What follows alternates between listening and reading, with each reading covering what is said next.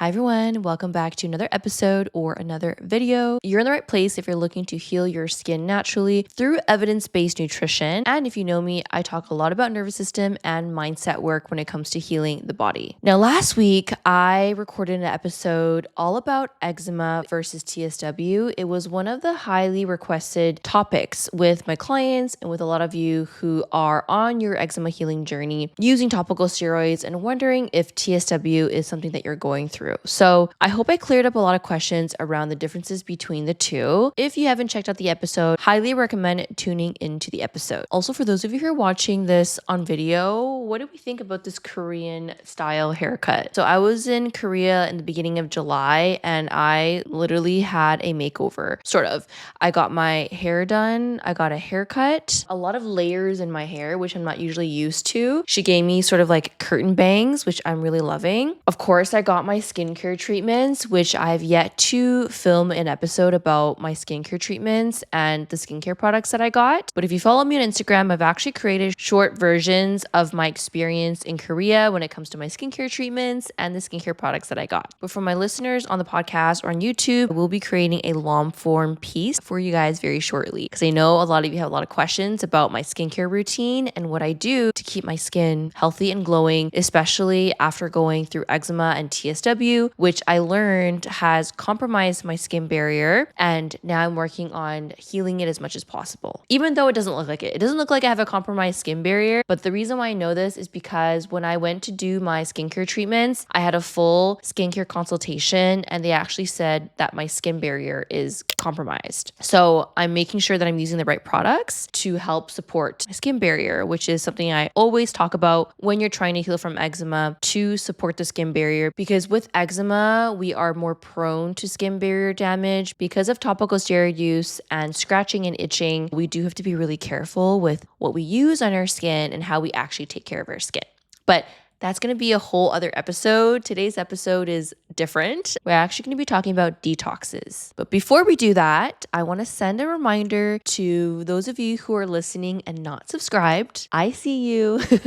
So make sure you hit that subscribe button on YouTube or subscribe to our podcast. I release weekly videos. So every week you get a new video that teaches you about eczema, about gut health, about nutrition, about mindset, nervous system. Every week is a different episode with a sprinkle of behind the scenes and a life update. So you definitely don't want to miss out on the episodes. And of course, it's going to help me so much in growing the channel, growing the podcast, and reaching more people who are needing support that don't know I exist. If you subscribe and you comment and you like and you share, I would greatly, greatly appreciate it. Okay, without further ado, let's get into today's episode. So this episode is inspired by a few new consults that I've had in the last month. And it's definitely something that I've noticed, not just within the past month, but just over the years of seeing lots of different eczema cases where clients, patients are put on detox protocols and it's actually making their symptoms worse. We're going to talk about why that happens and why I typically don't recommend detox protocols. So these are the patients that have done parasite cleanses, candida cleanses, 5 different herbal formulas, antimicrobials, and they're also removing a long list of foods that they typically enjoy. Despite doing the cleanses, they come to me saying they feel worse than ever. If that sounds like you, if you've been put on a detox protocol or you're curious about detoxes, then watch this video until the very end because we're going to talk about why detoxes are often recommended for eczema and other skin conditions, why they often don't work, and situations where I do use herbal protocols and it's case dependent, and what to focus on instead if the detox that you're doing isn't working. So many detox protocols are built because of the idea that eczema means that something in the body needs to be removed. So let's say you find out through testing that you have a parasite, candida or H. pylori or any sort of pathogenic overgrowth. And while it's reassuring to know that there is a potential root cause of your eczema or your skin issue, we have to be really careful with the protocol. Because when a protocol is too aggressive to kill off these pathogens, right? You're doing a parasite cleanse, you're taking herbal formulas, you're trying to address the candida overgrowth. If you address the overgrowth, that means your skin should heal. So a lot of of the detoxes are appealing because, okay, yeah, I have candida overgrowth, so let me just take a bunch of antimicrobials, then that means my skin is going to improve. Oh, the body has a lot of toxins or mold, so let me go on a mold protocol and that should heal my skin afterwards. It seems like a very simple treatment for a very complex disease. We know that eczema is not just because of one root cause or two root causes. It's multifactorial. There's a combination of different reasons why your eczema is flaring, beyond the candida, beyond the parasites, beyond the mold. We have to, and I repeat, we have to consider skin barrier, genetics, nutrition, stress, microbiome, your overall lifestyle, all the things that I talk about on this channel and on the podcast, that it's not one or the other. So even if your test shows candida overgrowth or parasites and you're on a detox protocol, it's not always the solution in healing eczema. Eczema is not just a detox issue. It's not just a gut issue. It's not just a candida issue. It's complex, which is why if you're on a detox protocol and you're not seeing healing, we really have to think about, first of all, the protocol itself. Is it too aggressive? And are we also considering other factors? So with that being said, let's talk about what detox really means, because I feel like that word is kind of thrown around in the nutrition social media world. Everyone's telling you to go on a detox protocol,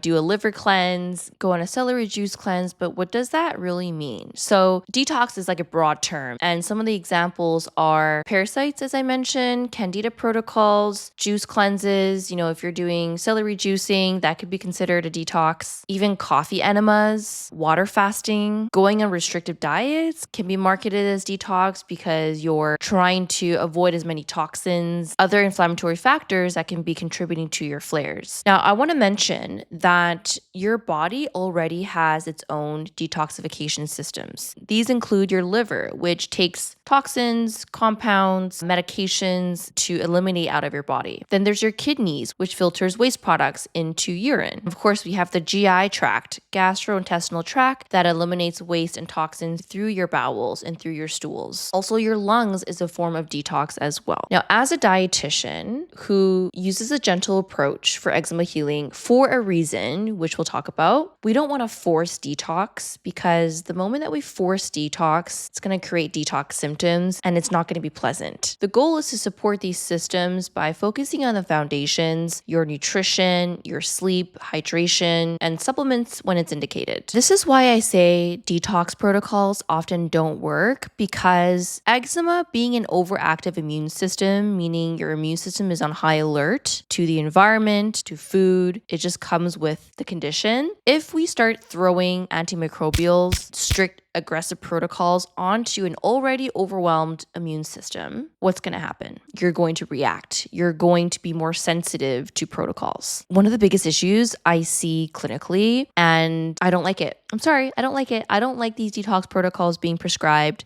especially when it's causing my patients, not that I'm doing it, but to flare more. Nobody wants to be constantly flaring from the eczema itself, but also from a detox protocol. Some practitioners might say, just tough it out. This is part of the process. You need to detox in order to heal. But as someone who works in this space, specifically for eczema, it's not realistic. And there are other ways to support detox without actually detoxing through your skin. And if your body is already under stress, physiological stress from the eczema itself, flaring is a type of stress because your body is actively dealing with inflammation. And for people who are actively flaring, they're likely not sleeping. That's stress. They're also itching and damaging the skin barrier. That's also stress. A lot of eczema warriors are on restrictive diets. That is also stress. Then what else comes along with it is nutrient deficiencies, gut microbiome changes. And so adding antimicrobials and herbal formulas when you have a lot of stuff going on is just going to make the situation worse. If you know what you're doing to heal from eczema, you know that less is more. Gentle is better. And while that can take a little bit longer because we're taking a gentle approach, at least in the process, you're not actively flaring because of a detox. So that's number one. Why does your eczema get worse on a detox protocol? It's because your body is already under stress. So we don't want to overdo it. The second reason why your eczema is getting worse on a detox protocol is that if you're on a restrictive diet, which is pretty likely if you're on a detox protocol, you're reducing your overall nutrition. So we see a lot of clients that have removed all sorts of foods from vegetables to certain fruits to legumes to nuts and seeds. The diversity of their diet is significantly impacted, not in a good way. And we know from research and studies that if you have a decreased microbial diversity, meaning you're not getting enough nutrition, fiber, and color in your diet, that can negatively impact the gut microbiome and affect your immune system as well as inflammation. The third reason why your eczema is worse on a detox protocol is that you're experiencing die-off reactions. Now, this is probably the most likely reason your practitioner will explain to you that the reason why your skin's worse is because you're going through a die-off period. So you've probably heard of this word before, but the best way to describe it is when you are taking an antimicrobial or herbal formula designed to kill off a certain bacteria, parasite, or yeast, these microorganisms die. And when they do, they release certain compounds and your immune system will react to that. People will say you will get worse before you get better. Now, this is why I don't like detox protocols, because yes, while it could be die off and you need to get worse before it gets better, sometimes the worst is like unbearable and my patients can't even get out of bed. That's not realistic. There are much more gentle ways that we can support our detox systems without going through a detox reaction. Sometimes this protocol is going to be too much for where your body is at right now, and that's okay. We can focus on the foundations first. So that kind of ties in the last thing is that a lot of times root cause clinicians will just treat the labs. I don't like doing that because while labs and testing is really helpful, especially when it comes to GI map, organic acid tests, even just general blood work, when we are just treating the labs and throwing a bunch of supplements at the labs and we're not considering the full picture of an eczema case, we're not actually addressing the root cause, because that's one root cause, right? The labs, but what about the sleep? What about nutrition? What about my patient's digestive symptoms? Are they having regular bowel movement, or are they constipated? Are they hitting their protein needs? Are they diversifying their microbiome? It's not just about addressing what we find on the labs, it's looking at the whole picture. Now, you might be wondering, okay, Julia,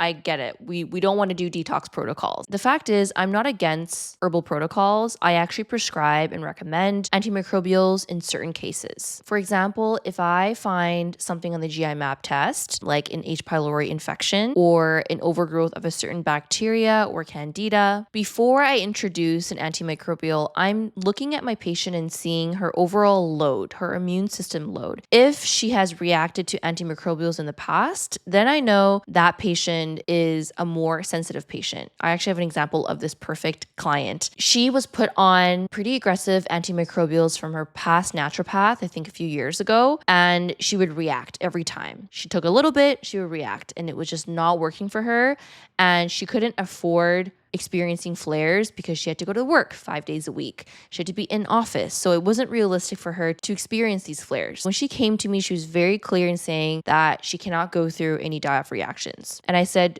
don't worry, we can address the dysbiosis that she had without using antimicrobials. And that's what we did. There are a lot of supplements I recommend in my practice, certain probiotics, using certain strains of bacteria that can also crowd out pathogens without creating a die-off effect. And if it does, it's usually much more mild and we can work with that. So over the last year, we've been using this approach, more gentle. She just recently shared with me in our follow-up that she's now tolerating a full capsule of this probiotic that isn't an antimicrobial, and her skin is doing really well. The key difference in recommending antimicrobials is not only the patient case, but also knowing their overall nutrition and their lifestyles. I'm assessing if this person is eating enough. I'm looking at their digestion. Are they actually having regular bowel movements? Because if we throw in an antimicrobial and this patient is constipated and not eliminating, then they're going to experience more skin flares because one of their detox pathways is compromised. So in conclusion, what I'm trying to say here is there is a time and place for antimicrobials, but we have to assess the case. I would say majority of people with eczema and is actively flaring or is quite sensitive, we need to take a gentle approach. We can't be throwing 3, 4, 5 different antimicrobials or herbal formulas. But that's just my perspective as a dietitian who focuses more on nutrition first, the foundations first. Because what I will say is a lot of people think that they are already eating healthy, that their lifestyle is already fine. But when I actually go in to assess their nutrition and their lifestyle, I find some things that we can optimize. So you really don't know what you don't know. And it's important to focus on the foundations first and introduce antimicrobials only if it's indicated. And slow is better than too aggressively. And there are also other routes, other protocols that you can be on that doesn't involve herbs if you do react to them, especially for those who are breastfeeding and pregnant. Herbs are not recommended for pregnancy and breastfeeding, so there are other options. If you listen to my podcast for a while or my channel, I've been saying it throughout this episode, but it's not about doing more when it comes to eczema, more detoxes, more cleanses, more herbal protocols. It's about doing the right things in the right order. And sometimes the first thing that we do, even though there's overgrowth, is not addressing the overgrowth right away. It's priming the body and strengthening the immune system first so that it can handle an herbal protocol. What does your body need right now to feel supported, to heal? If it's more nutrition, we have to start there first and introduce supplements one by one. Because when we create a more resilient and supportive foundation, that's when these interventions work better. It's like building a house, right? You would never build the roof of a house if you don't have the concrete. It would just fall. Same thing when it comes to your protocol. Focusing on building the foundation first before we start throwing supplements at it. And of course, it's always better to receive personalized support and expert guidance when it comes to these things. It's going to be really hard if you're doing this on your own. And it could also be dangerous too if you're just taking a bunch of herbs, experiencing all these flares and all this inflammation. That's not good. So reach out. I'm here to support. This is something that I often see in my practice. I do offer free consults. So if you are curious about what it looks like to work together, I'll leave that in the show notes and we can have a chat about how we can support you. That is the end of today's episode. There was a lot of information. I hope it helped you in opening up your eyes around detoxes, and if that's something that you're currently on, maybe something to consider transitioning off or seeking guidance, especially if you're not noticing any improvements. Don't forget to hit the subscribe button and follow for more weekly episodes. Also, if you guys are interested in certain topics that I haven't talked about yet, please leave a comment below and I'll try my best to create more episodes that will help you even more. Thanks so much for being here, and we will catch you in the next episode. Bye.